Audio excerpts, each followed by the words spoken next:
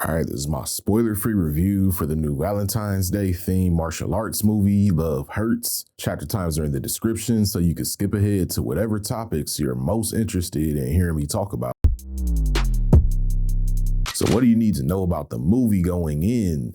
The star of it is Ke Huy Quan, who I know from Everything Everywhere All at Once, and he was really good in that, as well as season 2 of Loki. I like the quirky earnestness that he tends to bring to his characters, and he's kind of in the middle of a career resurgence. He got his start in Indiana Jones and the Temple of Doom way back in 1984. I think it's pretty dope that he stuck with his calling for all this time, or came back to it and it's paid off for him. It features former NFL running back Marshawn Lynch. I was surprised to see him in the trailer. And Ariana DeBose, who's also been in a lot of cool movies lately too, like Argyle. The director is Jonathan Esubio, and this might be his first time fully directing a movie. Check out his IMDb though, and you'll see that he does a lot of fight coordinator work, stunt coordinator work on movies that we love too, like Black Panther and John Wick 300. So he's definitely been learning from the best. 87 North Productions is behind this also, and they're founded by David Leitch. They've done tons of great movies that are in this vein, action heavy, stylized. Looking at their resume, their batting average is pretty nice. They've been doing great with original IPs, but I'd love in the future to see them take on something from Marvel or DC, maybe give them the Blade movie or Punisher, or I bet they crush something like a Robin or Nightwing movie. When you add all these key players up, it's safe to say I was looking forward to checking this movie out.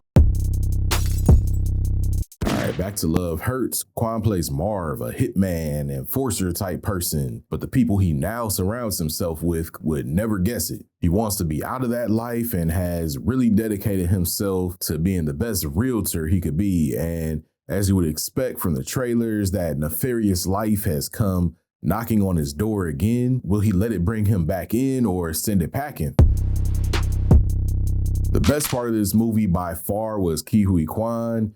He was the perfect person to take on his character. He has a kind of innocence to his look, and it's surprising to see him doing all the martial arts stuff that he does in this movie. I like the premise of the movie with him being a realtor. It allowed the film to destroy lots of empty homes and give them a valid reason to be in that setting. And I like just how much the character loved being a realtor. All the different goons and bad guys were fun too. They were kind of quirky in their own ways. There was a cameo, which I won't spoil, that was super quirky. And I like that the movie didn't take itself too seriously. There were lots of funny moments, and I could hear the crowd that I saw it with laughing at them. And even the Valentine's Day theming was another quirk. Most importantly, the action here was top notch. Very inventive. I like the way they incorporate the environment into what's going on, whether that's picking up something to stab someone with or smacking a goon with a random blunt object that's in one of these homes. It was all really well executed. Lastly, I like some of the messaging in the movie. I feel like the moral of the story is that you can always be able to change your life for the better and get out of bad situations, no matter how